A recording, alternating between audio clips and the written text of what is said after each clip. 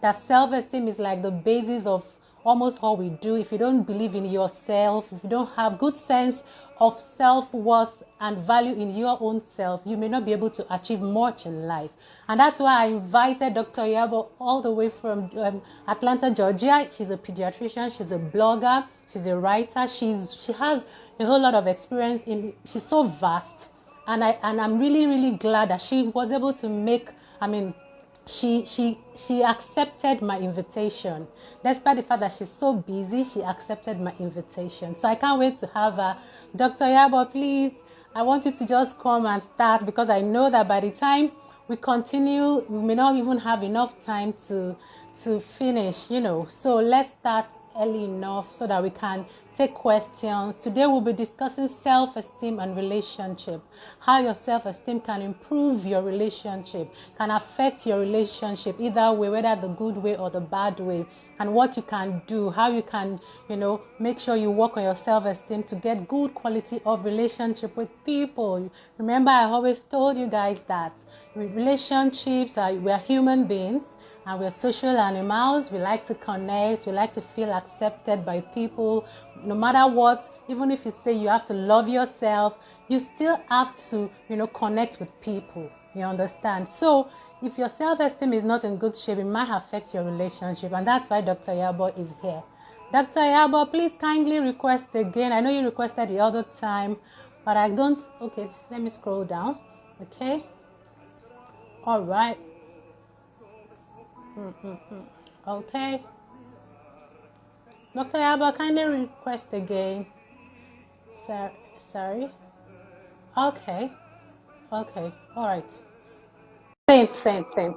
Yeah.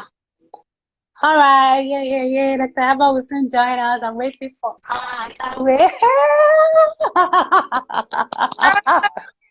Oh my God. I'm Dr. Yaba. How are you? I'm good. Wow, Good. so good to see you. Too. Oh, But now I can't really see you well. It's fuzzy. wow. And it's so Yeah. clear. Oh, it's good now. Okay, it's gone Okay. again. I hope it's not network. Maybe Okay. because before I came on, it was good. Now it's fuzzy. Okay, it's Okay. good. Okay. Now it's Wow. good. Yeah, it's Okay. turned out though. Yeah, let's just pray that I just hope the network would not, because yes, network issues can be, yes, oh my please God. cooperate with us. Please cooperate with us. Cooperate We with pray. us.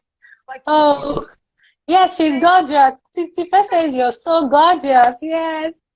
thank Oyinda you. Mola also said she is. Oh Oh yeah. my God. Thank you, Dr. Baby. Yabo. Thank you very much for coming. Oh, no Thank pleasure. you. My All pleasure. My right. pleasure. Okay. So this is Dr. Yabo, everybody. I can't wait for others to join, because I know that by the time you start, you know, we may not even be able to, well, they'll catch up on the replay anyways. Yeah. But yeah, Yeah. they will catch up on the replay. Yeah. All right. Okay, so Dr. Yabo, please kindly introduce yourself to my guest again. I know I heard a lot Hi. about you. I've been following you for a very, in fact, we're like, I mean, the way I see you now is as if I've known you for a very long time. The way we relate, the way we talk on the social media, and I was saying earlier how powerful social media has really helped us, you know, to be able to connect regardless of the social distancing and all. So, like I said, Dr. Yaba is a she's a pediatrician, she's a blogger, she's a life coach. She's like a mother to me. She's my mentor. She has affected a lot of lives. She has affected my life as well. I always look up to her posts on the social media, and I'm like, okay, yes, what's Dr. Yaba saying today? You know. So I always look forward to her. She always looks gorgeous with her pictures and beautiful, and of course, our family is so wonderful. So, Dr. Yaba, please introduce yourself to my guest, to my audience. Yeah. Yeah. Like my sister said, Adeyemi, yes. You know what? Introduction. I'm everybody's sister. I'm everybody's auntie. I'm everybody's mom. And that's honestly my role in life. That it's as simple as that. You can all just look at that as simple as I'm your sister, I'm your auntie, I'm your mom. That's the most important for me. That's the most Hmm. important title myself, because I love connecting with other women. But having said all that, I'm a pediatrician entrepreneur because I my practice. I'm a blogger. I blog about everything lifestyle. Anything you can think of that affects your lifestyle, you'll find it on my blog. Hmm. All right.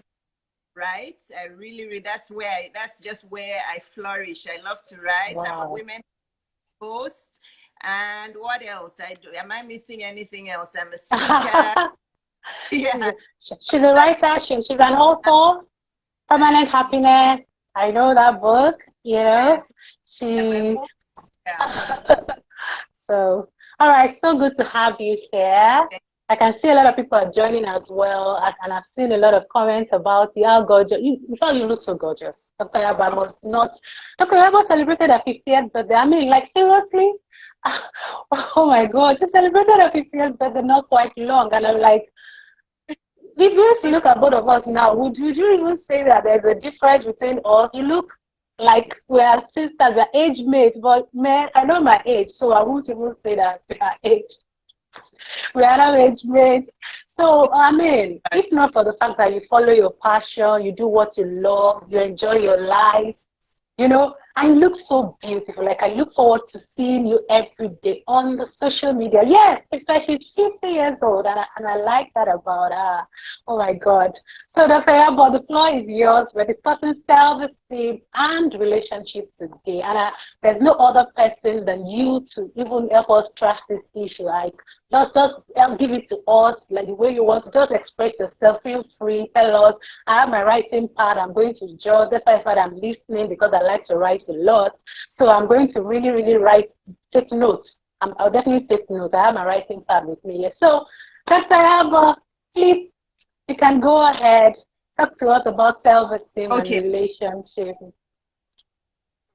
So I want to make sure everybody can hear me, because Dr. Adeyemi, you're still going in and out. So I want to Oh, be really? just before I start, sure that everybody can hear, because there's still a static. You're still going in and Oh out. my God. So, Oh my God. so can everybody? Yeah. Can you I guys can hear hear me? And you. I can hear you clearly. I can hear you clearly. good. Okay. Okay. So can Hmm. other lady hear me? Okay. Can Good. can you Okay. So please can you hear Dr. Yabo? Please write in the comment section. Can you hear Dr. Yabo? Rita Mala can hear you. Kat can hear you. More comments and then we're going to start. Okay, Fenty can hear okay. you. Yes. Okay. That's fine. So basically, it's very simple. If we didn't need to have human connections, there won't be so many of us on earth, right? So this is Of why course. God put up earth, and I love God so much. He's such a wonderful God. Because he put us on earth, and he put us on earth in different forms. He made us black and white and Asian and men and women, young, old. You look at the world and it's so fascinating. There's so many people of all different personalities, different color, but then he gave us all the same kind of soul and the same kind of spirit. Hmm. Even though he made us all so different, he gave us Hmm. all that spirit and gave us the choice to be like him, to be like Christ as much as we can. But then there's so many variables in life that affect us as we grow up. Hmm. We don't, the one is not enough, but so many variables: how we were brought up, our Hmm. culture, our family values, what was spoken into our consciousness when we were young, Young. Hmm. our our first boyfriend, our second boyfriend, Hmm. how early we had sexual encounters, Hmm. Hmm. history of so many things, whether Hmm. we were good students. There's so many variables in life, but God Hmm. knew that there were all variables. That's why when I read the Bible, when I read the word, I just get, and I'm a person of faith. So if I refer to God and Christ, pardon me, but that's how I thrive. Of But course. what I am too. that even though he gave us all those variables, he also then gave us a very simple way to live life.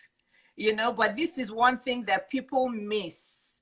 You know, God has told us that don't worry about the troubles in the world. Don't worry about everything happening around you. Just look up to me, have faith, trust me, and I'll take care of you. It's as simple as that. I'm not quoting any particular verse, right? But all of you that are Christians know that that's what God said. That just cast your cares upon me. Just, you know, look at me, talk to me, and I'll take care of you. But as humans, we get swayed by what people say, what our parents say, what our kids say, what everybody says, what our husband says, and it throws us off instead of us forgetting the most important voice of all. If you would only open your Bible and open your everyday blessing book, and God will tell you how wonderful you are. I love it when I read and God reminds me how wonderful I am. He tells me how fearfully and wonderfully made I am, all the gifts I have. It makes me feel proud of myself, not in a bad way. God also teaches us humility. So you have to be proud, humble at the same time, and you have to remember, wow, God gave me all these gifts. And why did he give me these gifts? Because he wants me to bless other people. He wants me to bless Dr. Adeyemi and all these and pass it on. I love the school song in my secondary school. It was QC, pass on the torch. So, you know, God has given us all these qualities and all these gifts, and he said, trust in me. Don't trust humans, trust in me. That's self-esteem. I'm going to simplify this for you. People have accused me of being simplistic, but I'll continue to be simplistic. If you want to have that, please. We love that. If you want to have good self-esteem, you have to think about your faith level. If you want to have, you have to remember that. You can make a note. If you want to have good self-esteem, think about your faith level. Think about the kind of relationship you have with God. And think about how much time you're spending in the Word rather than spending listening to people. You know, if you're listening to what people are saying about you and you don't remind yourself about what God tells you you are, your self-esteem is going to, you know, so you have to remember, you have to say to yourself, I'm fearfully and wonderfully made. The day that I was born and I breath, God gave me gifts. And why should I let my husband who's talking me down, or why should I let my wife who's talking me down? Because women do it. Let's not, I'm not here to talk negatively about men. I'm talking about humans. Some women also have to zip up their mouth the way they talk. It's both ways. So, you know, why is my wife talking to me like this? Why is my husband talking to me like this? Why are my parents putting me down? But God said I'm fearfully and wonderfully made. So, yeah, let me get up, put that makeup on, and get my work done. So, your faith determines your self-esteem. If you're listening to lies from humans, your self-esteem is going to go down. But if you have that rock behind you, who is God, the ultimate, and who is Christ, you are going to have good self-esteem. So I don't want to keep going. That's the first thing I want to put out there. Okay. So the first point is your faith determines your self-esteem. Who is going to type for us? Can you hear Dr. Yabo? Dr. Yabo, can you hear me? Yes, I can. All right. Okay. So who's going to type on the screen for us, please, so that the points we can note them. The first point is your faith determines your self-esteem. That's what she just explained now, and we are moving on. Yes. So that's the and I have to be respectful. And if you read my book, you'll know that I was raised a Muslim, so I'm aware of other religions. I was a Muslim till I was 25. My parents were Muslim even until they passed away. I was born into a generally Muslim family. So I've been a person, whether it's in the Islamic faith or the Christian faith. And I also respect people. I don't look down. I also respect people who say they're agnostic or they're atheists. I do, because some of these people who say they're agnostic or atheist, actually, when you interact with them, you notice some Christ-like behavior in them. I don't know if anybody has noticed that. That's true. Many people That's true. yeah, people who say they're agnostic or atheist, and they treat me better than some of people that say they're Christian. So sometimes sometimes there was somebody I met who was agnostic, who was quite close to me, and I would always tell him, I'm like, just think you're agnostic, you're actually Christian. He would laugh. Wow. But he was such a kind-hearted, even the way his morals about life and everything were very Christ-like. So again, somebody says they're agnostic or atheist, it doesn't mean they don't have faith. I'm a very deep thinker, so this may not make sense to most people on this live, but what we call ourselves isn't always what we say we are. You'll meet somebody who says he's atheist, and when he's talking, all what he's talking about is all Christ-like behavior. And you say to yourself, like, this guy doesn't even know he's Christian and he calls himself atheist. Yes, so again, no matter what religion you are, whether you're Hindu or Buddhist, it's not my place to judge you. I will never judge anybody. I will judge you based on how other humans. So this applies to everybody. If you're on here and you're not Christian, please don't log off or think, oh, there they go again. No, I'm talking about the heart. So again, it still applies to you. Your faith determines your self-esteem. It does determine your self-esteem. And what I realize, because I get every single day without fail, when I wake up in the morning, I have between 1 to 5 DMs from women, and their ages are usually early 20s to about 40s. And before I even read the message, I know they're telling me about some relationship issue. Life it's either about relationships or about money. Those are the two topics. Relationships, money. And if you read the messages, you realize that it all boils down to their mental health and to their self-esteem. So at the end of the day, what you think of yourself is what people are going to think of you. But what you think of yourself is what people are going to think of you. And you have to make sure that you really know yourself. If you look at my post today, I did put it on there that if you don't take out quiet time to understand who you really are, you're going to be swayed back and forth. You're going to change your mind back and forth. If you know what you stand for, without being arrogant. I'm not saying you should be arrogant. I don't know everything. I'm a work in progress. I learn every day. But you have to know who and what you stand for so that you know how to choose who you want in your circle.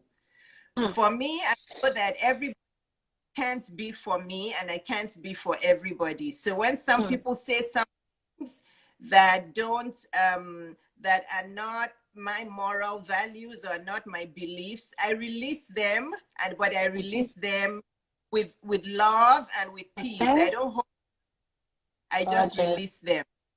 Yes. So so you have to remember that what you think of yourself is what other people are going to think of you, whether it's your husband or your kids or your work colleagues, whoever it is. If you think of yourself as inadequate, and you think of yourself as, just somebody that can be thrown here and there and serving everybody and not yourself, that's how they're going to treat you. Or if somebody posts something on your page and disrespects you or calls you a name, and then you start to engage them back and forth, it's not going to end. So you have to make sure that you know who you are. When we finish this live, you have to go into your journal and write down. If you want me to tell you who I am now, I'll tell you. You have to know who you are, what you stand for, and what you're on this earth for, what your purpose is. And many women don't know what their purpose is. And this is one critical value in mental health. My 16-year-old daughter and I discussed this the other day. I think she was discussing something. I don't remember what it was, but I told her, I said that if you know why you're here, Moni, I told her, I said, if you know why you're here in this world and you start to live, what you start to practice why you're here every day, nothing will get you. I said, there's no pandemic that will get you worried. There's nothing on the worried. You're right, sis. Yes, but you have to figure out who you are. That is your your self-value before you can about your purpose in life. So ladies, please, you have to know who you are, what you stand for. You have to be able to articulate it. If somebody asks you, who do you even think you are? What do you even think you are? You should be able to answer them. I can. I'll tell them who I am. And, you know, once you know who you are, then you have to know why you're here on this earth. People get very, very depressed and sad and suicidal because they have no purpose. If you have a purpose, you will be waking up every morning ready to go, eager to go, next to do the next thing. So I may be saying a lot at once, but I hope you guys are getting all the points, and I'm willing to answer. We got the second point. What you think of yourself is what people would think of you. So, and that was how you explained. You have to know who you are, why you're here, your purpose, what you stand for. So, and all and on. So we're following you. Yes, and once you know who you are and what you stand for, then you really have to clarify your purpose in life. Your purpose in life has to be clear, ladies. And I know that takes some years. I don't expect you in your 20s to really know that. Some people do. Some people are really gifted by their 20s. They know why they're here. Your purpose could also evolve. Sure. Remember, ladies, your purpose in life can also evolve. Yes. So your purpose in your 20s may evolve by the time you're in your 40s to 50s, which is fine. But at every stage in your life, you have to have a purpose. But if you don't work on your self-esteem, you're not going to be able to have clarity on your purpose in life. Okay. Yes. How do you know who you are? Yeah, that's a very good question. Yeah. How do you know who you are? It goes back to faith. So the way you know who you are is what your faith has told you. I know who I am because God has told me that I'm his daughter. I'm fearfully and wonderfully made. Yes, and I'm on this earth to also touch other people and to elevate and inspire other people. So answering, I think it was side chat. The way you know who you are is because God has told you who you are. Yes, and who you are, that you're a child of God, and that God has given you many gifts, and he wants you to use those gifts to inspire, empower, and to make other people's lives better. Like in this pandemic, God is calling many leaders to come up, but a lot of us are hiding. You know, a lot of like church, I watched the service just before I came on. He talked about leadership and stewardship, and he said that uncertainty leads to leaders. So a lot of us have leaders in this uncertain time, but we're still hiding. We're scared about what people say. So this pandemic needs a lot of leaders to come out, and not leaders in an arrogant way, leaders in a humble way. And you don't have to have all the answers, but you can give hope to people. So you have to figure out your self-esteem to be able to figure out your purpose in life. You have, a lot of people that don't know what their purpose is, it's because they haven't yet worked on their mental health and their self-esteem. So, you know, it's like a vicious cycle. It's like, you know, I know who I am.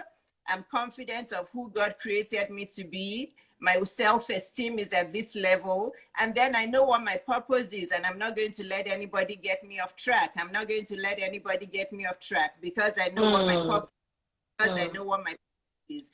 If you keep saying all that to yourself, you won't get, I see too many women get swayed back and forth. They, you know, women, we're like, sometimes we're like chameleons. whatever situation we're in is what we are. You wonder about some women that do they even have one personality? Because if they're in this group with a group of women, they're somebody else. If they're with that group of women, they're somebody else. You have to be the same person. You have to have standards. You have to have moral. And that's what self-esteem is about. So and that I just talk about marriage and all that last, because that I know that's the biggest one. But even just choosing friends, even just choosing friends, you can't just be changing your personality to suit people. From time to time, yes. Because you want to be part of the group. Please. Or you want to. Yes. I don't belong to anybody's group as long as I belong to God's group. I don't. I have lots of friends, and all my friends from primary school, if they're listening to me now, they'll say, "Yeah, boy, you haven't changed. You're still the same." Because why should I change? Because that's how God created me. But some people, you see them, you're like, which one is even their personality? They go back and forth, back and forth. Yeah. So I hope I answered that question. The question of how do you know who you are? Did I answer your question? Okay, so the person that asked the question should please type if she has answered the question, how do you know who you are? There's another question that came up again. I don't know if we should take the question now or we should continue and you take the question later. Whichever. Sometimes I like them as they come. Sometimes the person logs off. Okay, the question is, how do you become bolder and more articulate? I think it was Adeola Adeyemi that asked the question. How do you become bolder and more articulate? Let me answer that one properly. I'll start with saying I'm actually a very shy person, but you probably can tell. And I'm glad my best friend has come on. Everybody say hi to my best friend, Claire. Hello. Hello. Yeah, what's her name? Our intro. Oh, hello. Hello, Claire. Yeah. Thank you for joining. Thank you. 5 years old. She's laughing. Oh, wow. But Claire knows my personality inside out. She knows that I'm actually a shy person, but when I'm doing something I'm passionate about, I'm not shy. So the answer to that lady's question is, how do you become bold? And Claire, and how do you become bold? How do you become bolder and more articulate? Like, I think maybe when it comes to public speaking or something, or maybe talking or standing up for yourself, I don't know. I'm just guessing. It was Tifa that asked the question. Maybe Tifa can clarify. But I think maybe that's what she wants to. So the answer to that question is, again, you find your life purpose, you find your passion. Once you find your life purpose and your passion, the shyness goes away, the timidness goes away, and you just come. You know that that's where you shine, because that's your passion, that's your gift, that's what you know, right? If somebody told me to come and talk about neuroscience, I wouldn't know what I'm talking about. So, if somebody told me to come out and talk about, I don't know, whatever, so once you know your material, and once that's gift and your talent, and you know that you're using that to live a purpose-driven life, you're going to come. It's like my friend, my younger friend, Adeola, who is typing the questions for us. Oh, okay. Yeah, she loves talking about books, and now she comes on and does videos about books and reading, and you can see her glowing and shining when she talks about it, because that's her passion. That's her passion. That's her passion. So to the lady who wants you to try to take time to figure out your passion and your gifts and why you're really here, what your purpose is, and that's where the boldness is going to come from. Okay. All right. So 1.3, clarify your purpose on earth. That was the point you tried to explain, which you just finished now before the question came in. Yes.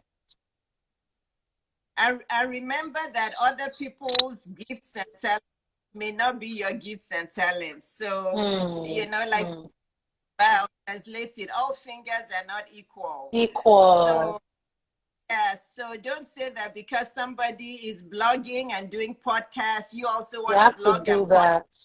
Yes. Yeah, that may not be your gift. So you have to ask God to show you what your gifts and your talents are.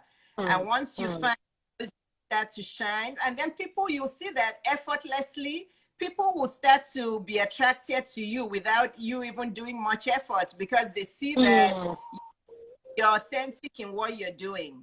Yeah. You won't have to use too much effort to do what you're doing because that's your real gift. Yeah. You're right, so you're very right. Yes. Yes. If she wants to write a book or a blog, you can send me a DM later on and we can talk about that. Yeah. So now, I think we've talked about, do you want me to go on, Dr. Adeyemi? Yes, please. You can move on to the fourth point. We've talked about your faith determines your self-esteem, which is number one. Number two, what you think of yourself is what people would think of you. Then number three, clarify your purpose on earth. So we can move on. Yes. And I think, Adeola, I think you were typing them up for us. Thank you very much for doing that. Yes, she is. Thank you very much, Adeola. I really appreciate it. I didn't even know she was your friend. Thank you for joining. Thank you. Is gift the same thing as passion? That's a good question. Not quite the same. Your gift is what you use to realize your passion. So I can say that I have a gift of writing, and that writing has helped me realize my passion of empowering women. So every morning when I wake up and I write my captions, or I write my blogs, I'm fulfilling. Yes, I'm fulfilling my passion by using my gift of writing. So yeah, so I hope that answers your question. Yes, I want to talk about boundaries with self-esteem. It's very that as humans we have young women, please listen in really well to this one. Boundaries are very, very, very important. When you are in the dating field, you have to know that you have to create boundaries around your life. Not that you're being too guarded, but if you don't have a life that has boundaries, your self-esteem will suffer. Yes, so if you don't have a life that has boundaries, your self-esteem will suffer. And I can give you many, many, many examples of boundaries. It's like if you and I are friends, Dr. Adeyemi, and we're talking, we're talking about something, and you say something that offends me, and I say, Doc, I didn't like what you said, though. Let's not go there. And I just say, Doc, no, I don't like what you said. Let's not go there. I don't think that was right. That's a boundary. That's a boundary. It's better to say and let it out than to keep it within.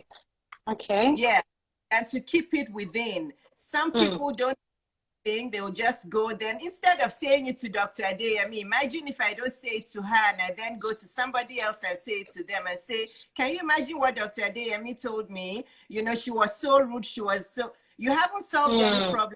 Created more problem. So it's okay to be able to express yourself in a way that is respectful, but you have boundaries. And that person, if they're also emotionally mature, they should accept your boundaries. And that's how you know the kind of people you should associate with. If you have somebody who doesn't respect your boundaries, then you don't need to be around them because they're not yet emotionally mature. Yeah. And a lot of people are like that. Yes. A lot of people are like that. Yeah. But that's very important. People who don't respect, I respect, even on social media, I have boundaries. If I post something people don't agree about it, I'm happy to have dialogue. Dialogue is okay. But if people get too emotional and they get disrespectful, then I just block them, because there's some people that you engage with, you know. So, but young ladies are very, very, very important. You have to know without being disrespectful. If you're dating a guy, say something to you, you don't, instead of you just pouting and you know, just going. It's either Keeping quiet, keeping malice yeah, or something. exactly. So you have two choices. It's either that you let him know and you talk about it and you forget it, or if you decide you don't want to talk about it, then that means you've decided to let it go completely. So in between, you can't keep it in your heart and be holding malice and be using that to act out. That's why we have problems in the world.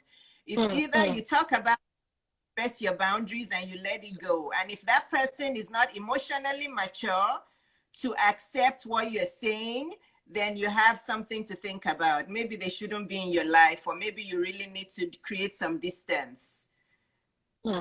Yeah. So I hope I'm explaining this one with boundaries really well, because I Yes, see it sis, happen. yes. Yeah. For So if me, you don't, yes, because I'm taking notes. I don't know about others. But I think it's making a lot of sense. I'm serious. It is. yeah, if it's going, and the more that you hold it within yourself, the more your self-esteem is going to tank. You know, let's say the guy who criticizes you come on a date, he's like, why is your hair like that? I prefer it to be like this. Or why are you wearing red lipstick? I prefer when you wear pink lipstick. You know, and you don't tell him that, you know, this is me. You either accept me. Me, this is what I like. Yeah. Yeah. Mm, But you mm, let people keep talking to you like that, talking to you. At some point, it's going to start to affect your self-esteem. So if you don't have balance in your life, your self-esteem is going to tank. It's going to. This one, I want people to really think about it when mm. we're done here, because it's very important. But see, I have a question about that boundary thing. Then, for some people that have already have issues with low self-esteem, maybe right from childhood, they're trying to struggle, they're trying to, probably they go into relationship just to feel good about themselves, and they find themselves trying to please other people.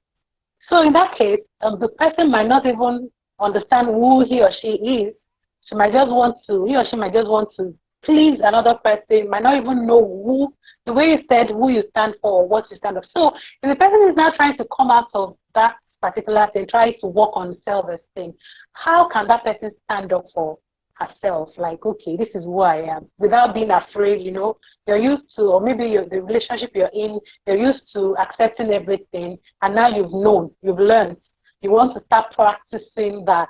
How do you start without being afraid of being criticized or, condemned?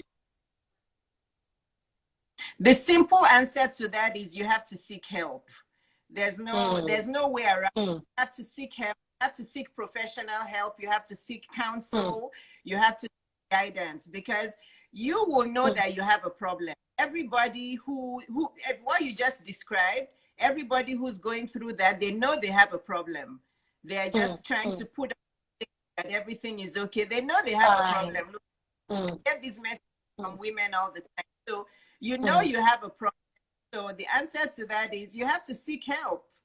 You have to be able to do the work. You have to seek help from Dr. Adeyemi, who is a mental health coach, or myself, who's a life coach, or from Life your coach, past, from a parent, from or a from any. counselor, elderly person as well, trusted Yes, friends, yes. You you know, have to. You have just to ask seek for help. help. Yeah. From 10 people. One or two people is fine. That's another thing as us women. We go from not seeking help, then we start to ask everybody, hey, you know what you did? You know what? And then you get confused. You're like, whose advice to go with? Should you So, go with? yeah. So for me, and I'll give you an example. When I was going through my marriage, and things were really going down, and I didn't know what to do, self-esteem was being affected, and negative words were being spoken to me, I didn't, that whose words I listened to was my father, was my dad. My I love both my parents equally, but you know that women, again, not being sexist, women tend to be a bit more on the emotional side. My mom was always was thinking about was, hey, your kids, your daughters, how are they going to cope? What's going to happen? I knew that I couldn't really use that as my advice, so I would wait. Me and my dad would wait until she was sleeping, and then and then he'll start to talk to me, and I listened to everything. He gave me all the advice, all the counsel. I'm telling you everything. My dad told me that I should just go ahead and file for divorce. He said, look, there's no way. Yes, he told me, he said, your dad? Yes. Oh my God. Because I mean, I asked him, not that I was already thinking about it, and I said, I Dad, understand. And he said I should understand, go ahead. because the reason why I'm saying this is it's not common. It's not so common in this part of the country for parents to support their children to go for divorce, really. You know, you get maybe like somebody like you, or someone like a sister, a big sister, like an aunt that would probably encourage that. But parents, or the parents of the child, or they wouldn't want that. To me, I think to them it's a thing of shame, really. They usually they get bothered about what would people say, you know, your children, like you mentioned, and all. So when you said your dad, then I'm like, wow, it's so rare to have that kind of support from a parent that, oh, you can go ahead, your happiness is just important, your happiness is more important than the relationship, basically. Yes, because he saw all the decisions I was trying to make. I wanted to drop everything and move with my ex-husband at the time to Maryland. He saw that I wanted to just let my practice go and move with him, and the salary that I was going to start earning in Maryland. Said, yeah, boy, you're going to sacrifice all these things and go to another unknown place. He said no. Like starting all over again. Yeah, he said, yeah, you're not doing this. So it depends. Like my friend Claire is saying, it depends on who it is. And that was just my person. That was my counsel person. It doesn't, it may not be your mom. It may be a friend. It may be a pastor. But you have to identify somebody that you can trust, that you can help. You have to mental health therapist, a psychiatrist, a pastor, a therapy, life coach. Yes, quite important. Somebody has to help you with your self-esteem, because once self-esteem gets low point, if you don't get professional help, you can't get it back up. Sure, you're right on that. You're right on that. Yeah. And there are a lot of mental health disorders that have been linked to self-esteem issues. You know, I get to see a lot of clients in the hospital when we're done with medications. What we have to work on is, you know, their thinking pattern, their feeling of low self-esteem, and, you know, having to work them up again and trying to make them believe in themselves again. So you're so right on talking about if your self-esteem goes down, you need help, like you've gone to the lowest. So to be able to prevent that from happening, it's better to start taking counsel when you notice that trend. So you don't get to the lowest level, and then you have to now, you know, probably go to the hospital, be on medications, and do a whole lot of things that may be very costly. It's costlier than having to seek help early, really. Thank you, Dr. Yabo. Yeah. So basically, something else that came to mind is we have to remember that our self-esteem is basically, the foundation is the relationship with ourselves. I think when we're talking about self-esteem, we're always talking about how it relates with other people. But yeah, you have to first think about self-esteem as how it relates to the relationship you have with yourself. And I think this is why I always think maybe if they change their group of friends, or maybe if they change their boyfriend, or maybe if they change their husband, or maybe if you can go from one marriage to the next, to the next, to the next, and still keep on having problems because you haven't dealt with the relationship with yourself.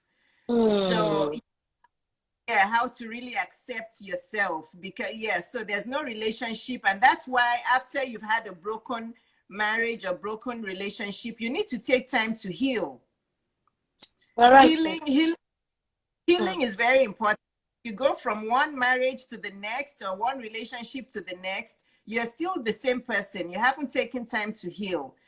For me, the way that I solve a lot of heartaches is I look within. I'm not Mm. one, maybe it's I'm so how would I put it? I'm so self dependent on myself and God. The only two people I rely on are myself and God. So I'm always looking within. I'm Mm. not one that is. Before you Mm. find me blaming somebody else for something that happened in my life, it takes a long time. I rarely do it. Mm. Mm. I rarely do it. I just look within myself. Yes, Mm. there's things people do to me, but I try to forget it quickly and just move on. Mm. Because if you go to my page, lack of forgiveness is something I talk about a lot. So Mm. self-esteem, the relationship you have with yourself With first. yourself first. Mm. So you Mm. haven't Mm. really that authentic relationship with yourself first.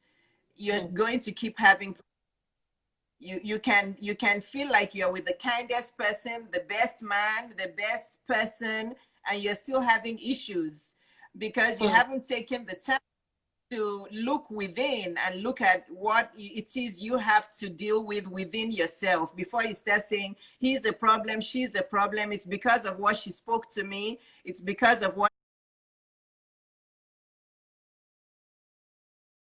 he spoke to me. Yes, all those outside factors are going to come in, but you also Mm. have to set it in first. I don't know if all Mm. this clear or It if it makes, makes sense. yeah, it's very, very clear, very, very clear. And Oyindamola said introspection is a key element to building self-esteem. And that summarizes it, really. Summarizes it. Mm-hmm. Mm. It is.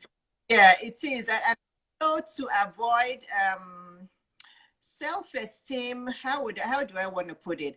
Self-esteem also comes by being, I don't like the word balance because people always say there's nothing like balance. Mm. Self-esteem comes with trying to be in a middle ground in life. Mm. Let me let me explain that one.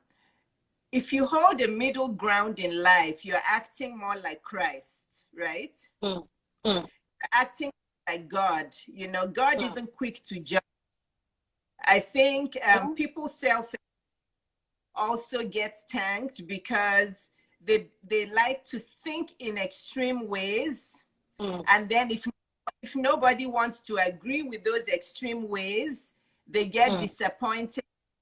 They Mm. feel like you're attacking them, and this Mm. also affects their self-esteem and their confidence.